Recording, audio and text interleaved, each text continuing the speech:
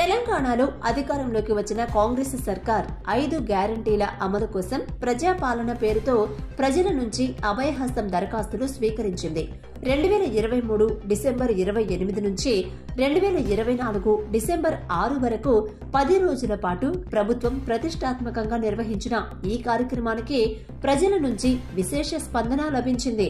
రాష్ట్ర వ్యాప్తంగా 10 రోజుల్లో మొత్తం 1,25,00,000 పైచిలుకే దరఖాస్తులొచ్చాయి. అయితే ఈ 5 గ్యారంటీల కోసం అప్లై చేసుకున్న వారిని లక్ష్యంగా సైబర్ నేరగాళ్లు ఇప్పుడు టార్గెట్ చేశారు. లబ్ధిదారులకు ఫోన్ చేసి మీకు ఇందిరమ్మ ఇళ్లు, రేషన్ కార్డు, గ్యాస్ సిలిండర్ మంజూరైందని చెప్తూ మీ ఫోన్ నంబర్కు ఓటీపీ వస్తుందని, ఓటీపీ చెప్పాలంటూ కొత్త రకం మోసాలకు పాల్పడుతున్నారు. ఎంతో కొద్దిగా అకౌంట్లో దాచుకున్న డబ్బులను దోచుకుంటున్నారు. అయితే ఇలాంటి ఫేక్ కాల్స్ తో ప్రజలు చాలా అప్రమత్తంగా ఉండాలని చెప్తున్నారు పోలీసులు.